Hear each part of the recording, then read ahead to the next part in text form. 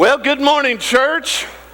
It is good to see you in the house of the Lord this morning. If you are a guest of ours this morning, we are so honored that you chose to worship with us today. And you have picked a very wonderful day to be in the house of God because we are finishing up our series, The New You. And today we're going to be talking about the new you relationally. Now let me ask you a question. How many of you have ever been in a relationship with anyone? Raise your hand. How many of you have ever wondered about relationships in your life? Raise your hand. Anybody made some questionable relationship choices? I won't dig any deeper. I'll leave it right there. And let me just say that as we talk about this today, I pray that you would do a couple of things for me. Number one, I pray that you would listen for God's voice. Can I tell you that if you just listen to a man, that you are missing the opportunity to truly hear from God? And then the second thing is take some of the things we talk about today and apply them to your life. Let me just say, no matter how good a message I might or might not preach, if you don't take the things that we talk about and apply them directly to your life, it's not going to mean anything for you than just sitting in a room. So today I am asking that you apply some of these principles to your life. Now, as we walk through this today, I pray to stir you up in some ways that's going to make you be a better friend to others. Can I tell you that the world that we live in is a world that does not have a lot of solid relationships. As a matter of fact, we look for relationships in wrong places. Many of you have found this idea of social relationships on the internet to be the one way that you find relationships. Can I tell you, there is nothing that is called a relationship through social media. As a matter of fact, if you look on Facebook, you will find out that most people are not exactly who they say they are on Facebook. Let me ask you a question. Have you ever seen a family photo on Facebook that is all chaotic? And if you are the one out of 2 million or 4 million or 8 million people that has that photo placed on there, can I tell you, thank you. However, most of us don't put those ideas of those pictures on our profiles. As a matter of fact, I know that on my particular page, it's got a beautiful family photo.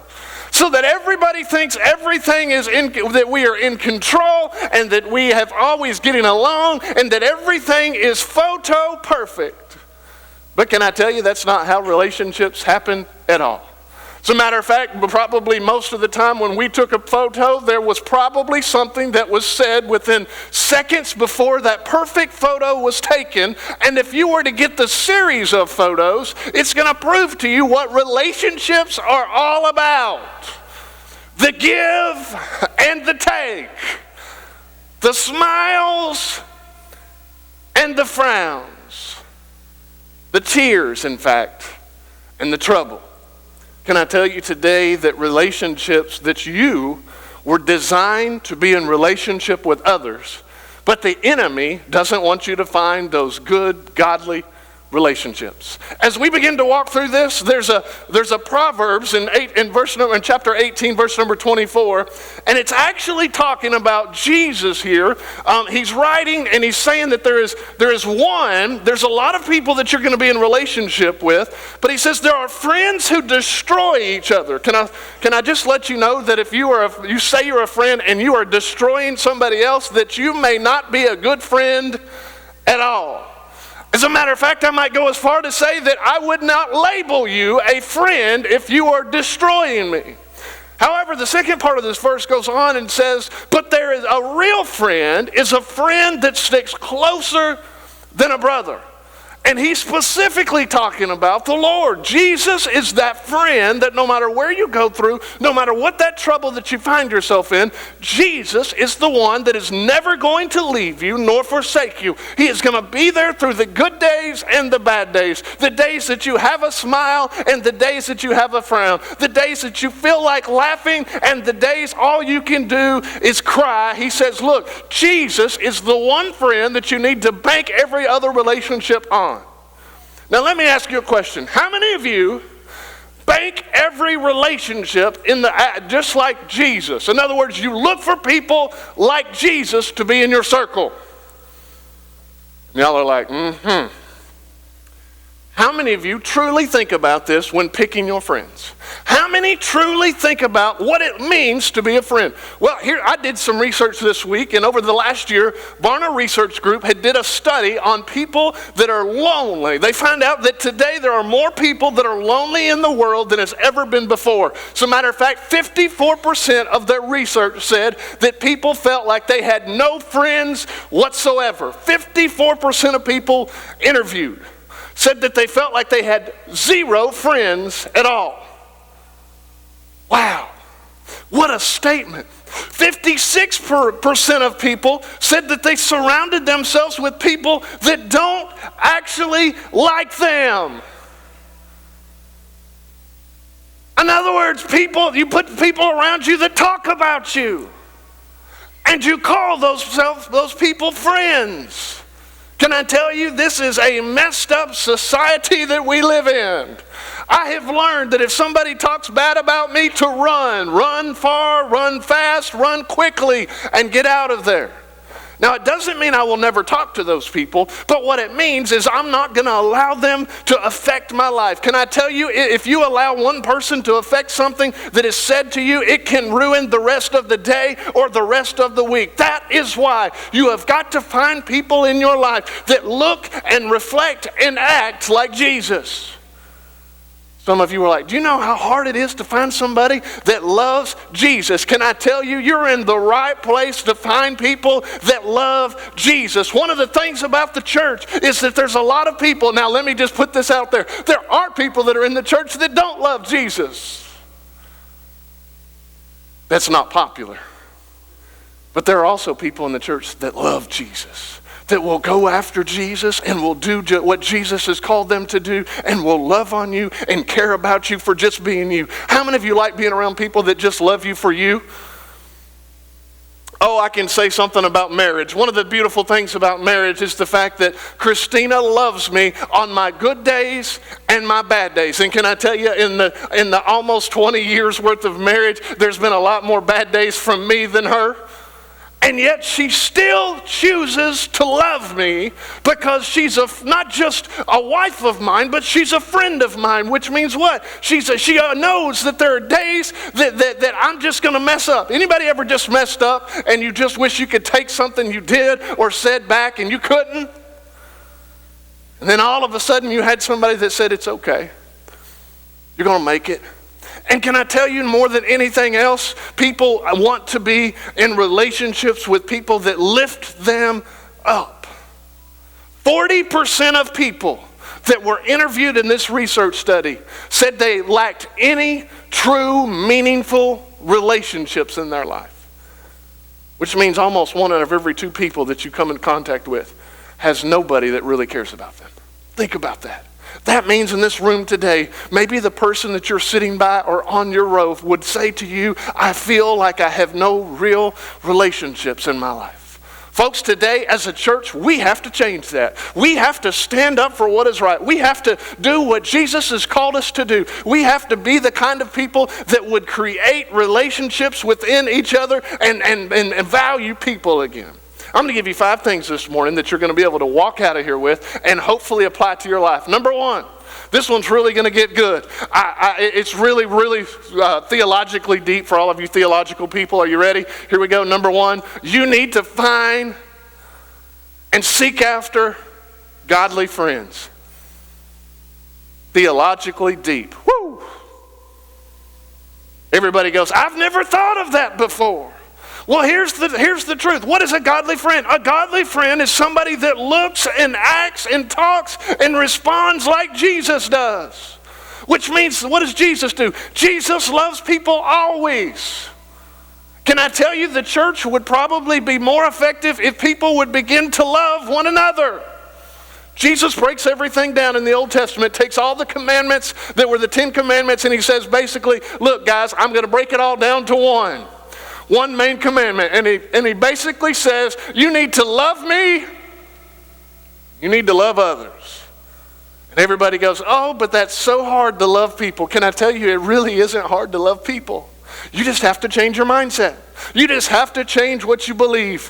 1 Corinthians chapter 15, verse number 33, we're actually seeing some things that Paul was writing, and Paul was actually writing about some things and he was talking to a group of people, and basically he was saying this is what stuff's going to happen, and if you go read the whole chapter 15, you're going to find out that Paul is really saying, look, there are people that are going to say this, and there are people that are going to say that, but you've got to be careful who you believe and what you believe. In other words, everything that people talk about is not true. Hello? Everything that comes out of people's mouths is not true. That means even some of the things that people have said to hurt you is not true. You need to stop listening to that kind of thing. And here's what he goes on to say. He says, don't be fooled by people who say such things. The things that have hurt you, the things that are going to pull you away from your God-given purpose, the things that are going to cause you not to look towards God. And he says, look, when you believe in the things above, he says, bad company is going to corrupt good character. In other words, anybody ever said, well, I'm going to try to bring them up to be my friend? Oh, now don't go thinking that you're not supposed to have any unsaved friends, because that's not where this is at. As a matter of fact, we're going to talk about that. But here's what I want you to think about. If you are always surrounding yourself with people that are talking negatively in your life, then chances are you're going to have a negative attitude towards life. By a show of hands, anybody ever had a group of people that were negative all the time when you got around? Just how many of those were church? I'm kidding. Don't. Oh my, don't raise your hand. But now here's the truth. I've always said this to my kids, and I've tried to put this in there. If you hang out with bad people, you're going to end up doing bad things. If you're talking about bad things, you're going to end up saying bad things. If you're listening to bad things, you're going to end up repeating them. And so here's the deal. You need to watch what comes in and out of your life. It's important. I'm going to seek after godly friends. Number 2, I'm going to give and receive encouragement. I'm going to give and receive encouragement. Do you know that it's a two-way street here? That means in order for you to get encouragement, you have to give encouragement. Oh, I've had a lot of people that go, I just can't find anything good to say about others. My mom once told me this, and I've held on to it for a long time, and it basically is something that many of you have heard before, but it goes a little something like this. If you don't have anything good to say, don't say it at all. But why is it that we feel we have to say what's on our mind always? What you need to learn is that you have to be able to give encouragement to receive encouragement. And in Acts chapter 4, verse number 36, we see a man that was good at this. The verse says, for instance, there was a man named Joseph, and one of the apostles nicknamed him Barnabas, which actually means son of encouragement. So the disciples see this man, and this guy is so good at what he does, they give him a nickname, and his nickname really simply means you are an encourager, or you're the son of an encourager, which means what? You know how to encourage people. I don't know about you, but anybody ever have a nickname of encourager? We've got a lot of nicknames in this house, and I guarantee if I was to go around, some of you would be like, I'm not telling you my nickname. But I think about what kind of nickname it is when people begin to call you the son of an encourager, the encourager, the one that went around and basically told good things to everybody. What would happen if we begin to change our vocabulary? If we begin to say just good things to people, and if we thought bad things, just don't say them. But if you just begin to choose to say good things to people, it would change your relationships 100%. Barnabas goes on, or Barnabas, he went on, and he was not only just an encourager, but the Bible says in the very next verse that he took a field that he owned, he sowed it, took all the proceeds, and basically gave it back to those in need. He was not just saying it, he was doing it. He was living this out. What would happen, church, if we begin to encourage one another and begin to think about others' needs over our own? I believe we would see people come home to Jesus. I believe our family and friends would see Jesus in us. I believe it would begin to change the city that we live in. Well, I've been in Oak Ridge now for a little bit over a month, and I've been at the stores, and I've seen people that just need Jesus. How many of you would actually say, hey, Pastor, I know somebody that needs Jesus in Oak Ridge? Come on. How many of you know that everybody in Oak Ridge doesn't know Jesus? How many of you know that everybody in this church probably doesn't know Jesus?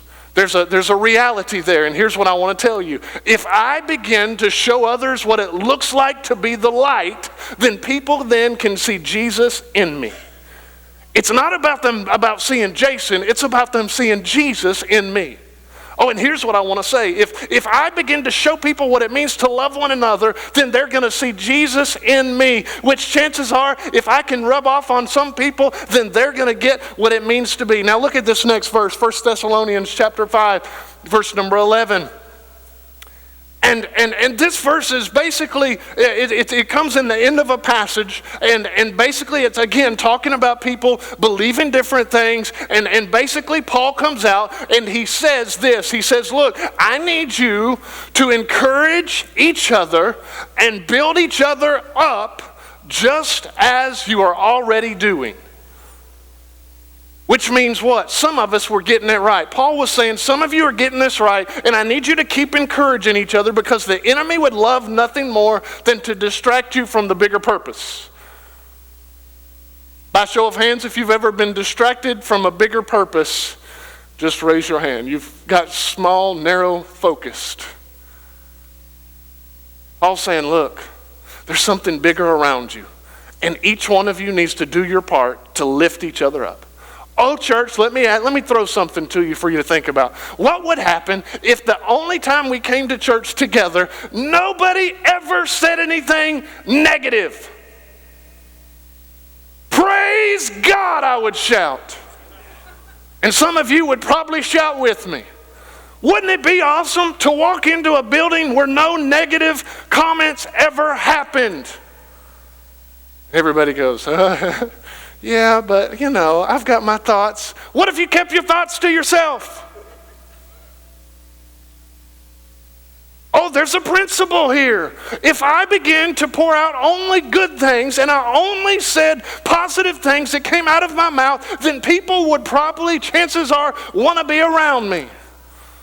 Oh, how does it feel when somebody walks up to you and say, oh, that dress on you looks very nice. Sir, that haircut, that new beard trim looks wonderful. I like your new car. I like those shoes. What you said yesterday to me was so important. I just love you. I care about you. Wouldn't that change your perspective of everybody if that was the only thing that came out of people's mouth? It's so good to see you. I'm so glad to have you. You're welcome in my house anytime. And the list can go on and on and on. How many of you, your day would automatically change if that's all you ever heard? Come on, let's be honest. Every one of our lives would change if this is the kind of encouragement we get. But Barnabas was one that didn't just show it, and I'm going to give you some ways you can do it. This week, you know how to encourage somebody? Just say something nice to someone. Just try it. Well, Pastor, I can't find anything nice to say about them. Then find somebody else to say something nice about. Maybe you're hanging around the wrong people. Look, there's a bunch of nice people in here that you can look around and say, hey, thank you for something. There were people standing at the front door this morning, opening the door. Do you know what you could have done? You could have said, thank you for opening the door. There were people at the grocery store that still bag groceries every now and then and put them in a buggy. You could tell them, thank you. In just a few moments, you're going to go somewhere and you're going to sit down at a table and there's going to be a waiter or a waitress come up to you and they're going to serve you. Just tell them how much you appreciate them. You could give them an act of kindness. You could do something nice. Over the next couple of weeks, we're getting cards in. And the cards are going to simply say a little something extra to show you God loves you. And do you know what I'm going to ask you to do? I'm going to ask you to pick up some on the way out the door, and I'm going to ask you to go throughout the week, and I want you to bless people in this community. Now, here's what I don't want you to do. I don't want you to leave a 50-cent tip on a $100 order and put that card down. Please do not do that. Please do not forget to pay for your coffee and leave that for somebody else to pick up. But you can do the little things of kindness. It's going to change people in a big way. You can just, and here's something that most of you have even, and we sometimes have trouble doing, and I can say there's been times in my life that I've had trouble doing this, but you want to know that one of the greatest ways to be an encourager is to listen to people. Just close your mouth and listen. All right, moving on. This one's fun and it's going to make you feel good. But the third thing that you've got to do is I've got to have fun with my friends. What do you mean, Pastor? You can have fun with friends? Absolutely you can. That is what it's all about. That's about being in fellowship together. Jesus would often take his disciples and they would go places and they would do fun things. They would go fishing. They would go out and they would have dinners together. They would eat around the table together. They would have conversations together. Look, I believe more than anything, people think that if I go to church and I give my heart to Jesus, you can never have fun. I don't believe that. I don't believe that's anywhere in the Bible. Here's what I do believe. I do believe you've got to make conscious decisions to make the right choices, but I believe you can have fun in doing so. I believe that Jesus wants us to have fun. As a matter of fact, my life verse is John 10:10. When I was 16 years old, I received this verse, and I believe God gave it to me because I literally about died. I won't go into the story, but I was within an inch of my life, and I walked out of there without a scar, out of a horrible car wreck. And when I was sitting in the hospital, God gave me this verse through one of the friends that I had, one of the mentors in my life, and he basically told me, he said, Jason, the thief comes to steal, kill, and destroy. But the second part of it is what got me so excited about Jesus. It says, I have come that you have life and that you might have it more abundantly. Or this particular version out of the New Living Translation says that my purpose is to give them a rich and satisfying life, which means what? God doesn't want you to not enjoy life. He wants you to have a good life, but he wants you to do it according to his purpose. It's okay to have fun with your friends. The question is, what are you doing with your friends? What are you doing that is considered fun? And we can go into that some other time at some other place, but what I can tell you is it's okay to have good, godly friends. On Friday night, we had a game night here. There were a bunch of people playing games. They were having fun and getting mad at each other, and when they got mad, they just got up and walked away. I'm kidding. There was no getting mad. Well, maybe a little bit, but we can still have fun and still love one another. Number 4, I pray for my friends. You've got to have fun with your friends, but then there's got to be a time that you pray for your friends. Can I tell you, without being able to pray for my friends, it's never going to work. In Ephesians chapter 6, verse number 18, it says, pray in the Spirit at all times, on every occasion. And it says, stay alert and be persistent in your prayers for all believers everywhere. And he goes on to say this, pray for me too. Ask God to give me the right words so that I can explain God's mysterious plan, that the good news is for the Jews and the Gentiles alike. And here's what he's basically saying. He says, look, that at all times you can pray. At every season, at every location, at every place in your life, you need to be praying for others. Everybody says, well, I thought it was just on Sundays. No, as a matter of fact, you're supposed to pray all the time. Another verse goes as far as to say, pray without ceasing. In other words, keep praying all the time. And he says, look, pray for me. If you ever get to the point that you don't know what to pray, pray for me. I'm just like Paul. I will say, look, I'll take all your prayers. I'll take every one of them. Pray for me often. Don't stop praying for me. And here's what my commitment is to you. I'm praying for you every day, every time I can think about it. I'm calling your name out to God, and I'm saying, God, please be with them. You know what that does? That makes us in relationship with one another, even though we don't have to walk hand in hand every day. It connects us through God, and God hears our prayers, and it puts us together so that we can know him. Romans chapter 1, verse number 9 says, God knows, Paul's saying this to them, he says, God knows how often I pray for you. Day and night I bring you and your needs in and the prayers to God. Paul was one that always prays, and if we're looking at anybody to grab a hold of, Paul was one that I want to be like. I want to pray for you all the time. Some of you go, well, how can you pray all the time? That's about just being in communication with God. Moment after moment. I don't have to say, hey, God, I'm talking to you, because all the time I'm talking to God. Matter of fact, if you ever pull up beside me in the middle of the day and I'm in my car driving down the road and I'm just talking away, don't worry about it. I've not lost my mind. I'm just talking to Jesus. And I know people pull up beside me and go, what? Who? There's nobody in there. Who? The good things now is people don't question anymore for hands-free calling. They think I'm talking on the cell phone. But I'm not. I'm really just talking to Jesus, pleading my case. God, help me make another day. Help me do what I can for you. Help me be the kind of dad, the kind of role model, the kind of person, the kind of pastor that you want. Help me, Lord, walk in your steps. Help these people that we're in relationship with. God, help them know that you are real. And you know what? It's okay to be in conversation because I never close it with God. Which means I'm always in communication with him. I can stop mid-sentence and God doesn't think I've lost my mind because he knows I'll pick up where I left off. And it's that open communication. And look at this last things here. Number 5. And this is one of the most important things that you can do with your friends. It's I share my faith with my friends. Y'all, this is so important. And I know everybody's kind of going, oh, wait a minute, I'm not very good communicator. Let me ask you this. Do you ever pull up in a drive-thru and order food by talking into something you don't know? All right, let's make this easier. If you've ever pulled up in a drive-thru and ordered your food through a drive-thru window or through one of those drive-thru boxes and you opened your mouth and talked, raise your hand. How many of you have never experienced a drive-thru? Is there anybody in here that's never experienced a drive-thru? If so, I want to take you today to one because I want to see the look on your face.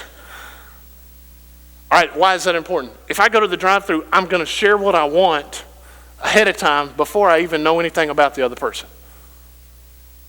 Oh, make you think about drive-thrus. Get a little deeper here for a second. Sharing my faith is just telling people what's already happened to me inside of me before I hear any details about what's going on in their life. Sharing them doesn't have to be complicated. You don't have to be the most gifted speaker to share your faith. You don't have to be, matter of fact, watch this. You don't even have to open your mouth to share your faith. Everybody goes, what do you mean? You can be a listener to somebody and just listening to them is going to show them you're different than most people. In this room alone, how many of everybody just needed somebody just to flat listen to you? You didn't need any answers. You just needed somebody to sit in the same room and listen. Come on. How many of you ever needed that person? Guess what? That's what we can do. We can go to share my faith. And what does that mean? That means I'm willing to listen no matter what's going on in your life. I'm willing to share what's going on. And guess what? All of us have a story. And I can guarantee people want to hear your story. As a matter of fact, I want to hear people's story. 1 Peter says this in chapter 3, verse number 15. Said, if you are asked about your Christian hope, always be ready to explain it. In other words, if somebody asks you to talk about faith, just tell them what you know. But watch what this next part of the verse says. And this is where people have to get this concept in. It says, but you must do this in a gentle and respectful way. Now, when I was growing up, and I was in some Sunday school classes, I remember teachers just going, look, you just got to tell people what you know. And I remember some of the ladies going, you just need to be bold in your faith. And I remember going, okay, I can be bold in my faith, but I'm not really sure what that meant. And then what I remember doing, anybody remember going door to door to houses? Anybody as a kid used to do that as part of evangelism outreach?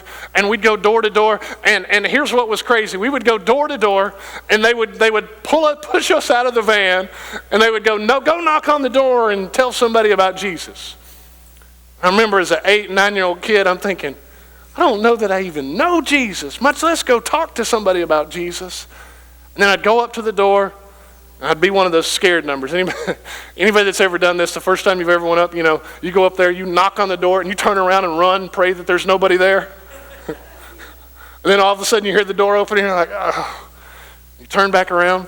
I'll never forget, we had a group of kids on a van, and we were in our neighborhood, and our church sat in the middle of this neighborhood, and right beside were a bunch of houses. And each one of us were supposed to have one house. And I remember all these other kids going up, and they were knocking on the doors, and nobody came to the door. And I was like, this is going to be a great day for me as a kid, and I'm going to be able to get skin and my door, and nobody's going to be there. And I'll never forget, I go knock on the door, and sure enough, I go to turn around like this, and I hear somebody open the door and come out. And it was an older lady, and she said, hello? My heart sunk because I had no idea what to do from that moment on. And let me tell you what happened over the next few moments changed my life forever. I'll never forget, this woman invited probably, I don't remember the exact number, but between 8 and 10 kids, 2 adults, into her house. And for the next 2 hours, we sat there and listened to her story. Remember, I'm the one that's supposed to be showing her about Jesus. And yet, here's a lady that now has brought us in her house, sat us down. We're all drinking the greatest sweet tea that you've ever tasted in your life. She's feeding us. She's cooking a meal while she's talking. And we're like, it's like at 3 o'clock in the afternoon. We're not even hungry. But you know, when somebody starts making you a meal and gives you sweet tea, you listen. What she goes on to say is, son, you have no idea how much you knocking on my door this morning meant. She had just lost her son in a car accident the week before. I remember her saying, would you guys come and see me often from this day on? And she lived 3 houses down from our church. And I remember looking back at our teacher, and she's like, we'll go. What I remember from that day is, from that moment forward, I've not been scared to go share my faith with anybody. Because you never know who's going to change your life if you're just willing to get outside of the box. As I begin to look at this, the whole verse we've been focusing on for the new you is 2 Corinthians chapter 5. Verse number 17. And it says this. This means that anyone who belongs to Christ has become a new person. Anybody that comes to Christ can become a new person. That means it doesn't matter what's happened in your past. It doesn't matter where you've been or what you've done or even what the world says about you. It says that if you come to Christ, you can become a new person. Oh, and this next part just makes me want to jump up and down. So excited because it says, the old life is gone and a new life has begun. Which means what? Undoubtedly in this room, there are people have said things bad about you.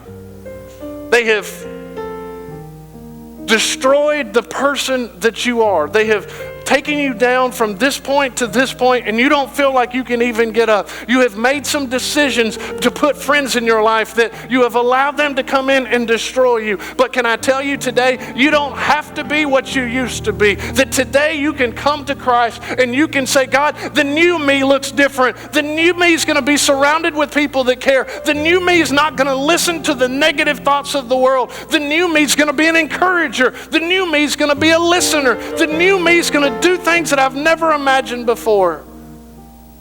You have to make a choice. What's the one relationship that matters more than anything?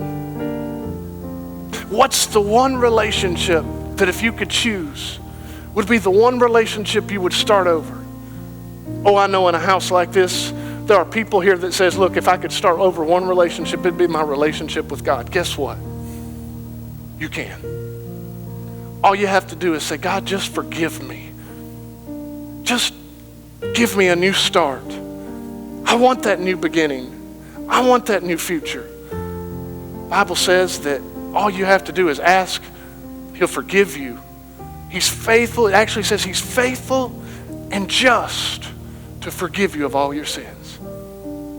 Today, the new you relationally has an opportunity to start over in every relationship that you're involved in, should you choose to.